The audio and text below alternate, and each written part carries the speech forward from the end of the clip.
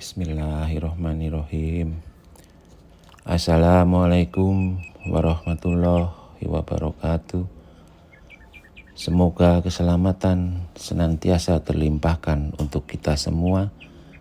Demikian pula rahmat Allah dan berkahnya, insya Allah.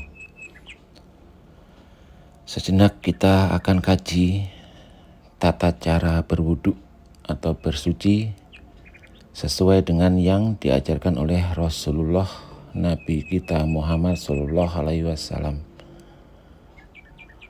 Kita akan tinjau dari sisi syariat dan hakikat, pemirsa. Sering kita lakukan sebelum kita menunaikan sholat. Syarat sahnya sholat adalah kita harus berwudu terlebih dahulu, yaitu membasuh dengan air sebagian anggota badan kita, yang kita awali dari membasuh kedua telapak tangan hingga pergelangan, berkumur, membersihkan hidung, membasuh muka kita, kemudian membasuh kedua tangan kita hingga siku, membasuh dahi hingga sebagian kepala kita, membersihkan kedua telinga kita, dan yang terakhir membersihkan kedua kaki kita hingga tumit.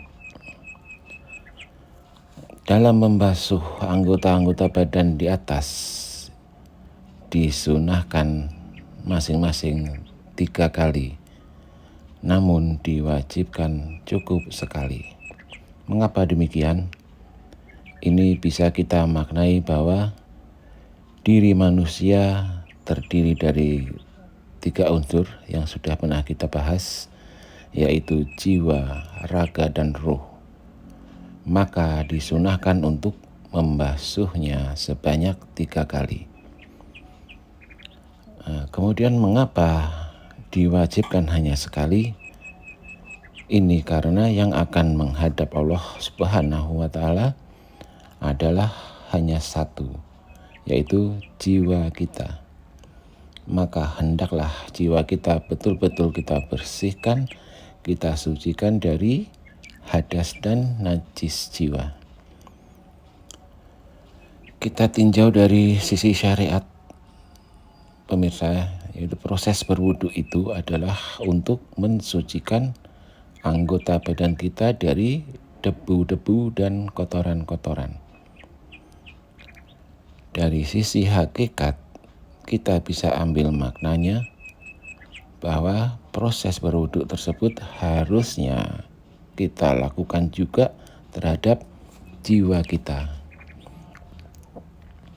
Nah, setelah kita memahami makna dari syariat berwudu, kita akan melangkah ke thoreko, yaitu kita harus berupaya senantiasa mensucikan jiwa kita dari semua kesalahan-kesalahan dan dosa-dosa yang telah kita perbuat selama hidup kita, di mana dosa-dosa tersebut pada hakikatnya berawal dari anggota-anggota badan kita yang harus kita wuduin. Kita bisa ambil contoh, pemirsa. Jadi contoh yang pertama, saat kita melakukan perbuatan mencuri sesuatu yang bukan hak kita, itu diawali dari mata kita melihat objek atau sesuatu yang akan kita curi tersebut. Kemudian dari mata tersambung ke otak kita yang berpikir bagaimana caranya untuk melakukannya. Selanjutnya otak kita bersinergi dengan mata kita kembali untuk melihat sekeliling lokasi apakah sudah aman untuk kita berbuat. Dilanjutkan telinga kita juga mendengarkan sekitar kita apakah ada suara kemungkinan akan munculnya orang lain. Kemudian kalau semua sudah aman, otak kita memerintahkan tangan dan kaki kita untuk melakukan pencurian tersebut. Jadi anggota-anggota badan tersebut saling bersinergi dan terlibat dalam perbuatan pencurian itu. Sekedar contoh yang kedua pemirsa, jadi saat kita bertemu dengan beberapa teman, beberapa orang, dan mereka bergibah terhadap seseorang, berbicara mengenai keburukan seseorang, kita mendengar dari telinga kita. Dari telinga kita, akhirnya kita ke otak kita untuk berpikir akan kebenaran cerita itu, dan akan muncul niat buruk kita untuk berkomentar mengenai gibah tersebut dengan mulut kita. Dan kemungkinan selanjutnya kita akan kembali ke otak kita yang terpikir akan menyampaikan hal tersebut ke orang lain lagi dengan mulut kita juga. Jadi memang semua bersinergi. Contoh ketiga, saat kita merasa dihina oleh orang lain, karena hinaan itu kita dengar dari telinga kita, kemudian kita tersambung ke otak kita, dan kita berpikir bahwa kita tidak terima dengan hinaan itu. Kemudian otak kita memerintahkan mulut kita untuk berbicara, mempertahankan diri atau membela diri, dan mungkin akan lebih parahnya lagi akan muncul kemarahan kita yang keluar dari mulut, dan tidak menutup kemungkinan anggota badan kita seperti tangan dan kaki akan ikut campur. Jadi seperti itulah pemirsa, jadi semua selalu bersinergi dalam perbuatan keburukan. Itu sekedar contoh. Nah, setelah kita memahami torekoh, setelah kita memahami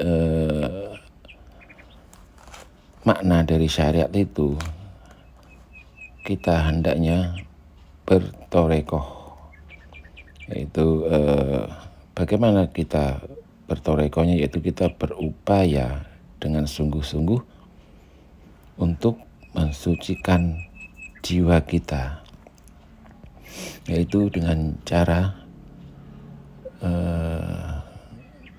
kita sadari kesalahan-kesalahan dan dosa-dosa yang telah kita lakukan selama hidup kita. Kemudian kita bertaubat, sungguh-sungguh bertobat, dan tidak akan mengulang perbuatan kesalahan-kesalahan dan dosa-dosa yang sama. Dan selanjutnya kita mohon ampunan kepada Allah atas perbuatan salah yang telah kita lakukan tersebut. Nah, itu juga kita harus lakukan seperti ajaran Rasulullah. Jadi secara syariat, sebelum kita menunaikan sholat, kita harus berwudu dulu. Itu minimal 5 kali dalam sehari, dalam kita menjalankan sholat wajib, dan mungkin lebih dari 5 kali karena kita menjalankan sholat sunnah yang lainnya juga. Demikian juga dengan jiwa kita pemirsa. Jadi kita harus sering kali dan senantiasa berupaya untuk mensucikan jiwa kita. Nah, itulah torekoh yang harus kita lakukan pemirsa. Nah, saat kita melakukan torekoh itu dengan tulus, ikhlas, dan ridho, insya Allah ridho dan berkenan mengampuni permohonan ampun kita terhadap dosa-dosa yang telah kita perbuat. Saat Allah berkenan mengampuni kita, itulah hakikat berwudu yang bisa kita rasakan dengan jiwa kita yang tenang, tidak resah, tidak sedih, tidak galau terhadap apa yang sudah kita lakukan, perbuatan-perbuatan buruk dan dosa-dosa yang sudah kita lakukan. Itu akan kita rasakan saat Allah sudah mengampuninya. Jadi kita hidup lebih tenang, tidak terbebani oleh dosa-dosa kita. Dan insya Allah selama kita senantiasa melakukan hal tersebut, yaitu mensucikan jiwa kita, dan Allah juga senantiasa ridho dan berkenan mengampuninya, insya Allah keselamatan dunia dan akhirat akan kita raih, insya Allah. Demikian pemirsa, semoga kita semua bisa memetik hikmah dan manfaatnya. Terima kasih atas waktu yang telah disediakan untuk menyimak. Saya mohon maaf bila ada kata-kata saya atau pemahaman saya yang saya sampaikan ada beberapa pemirsa yang kurang berkenan. Sekali lagi saya mohon maaf lahir batin. Insya Allah kita bertemu pada sesi-sesi selanjutnya. Terima kasih. Wassalamualaikum warahmatullahi wabarakatuh.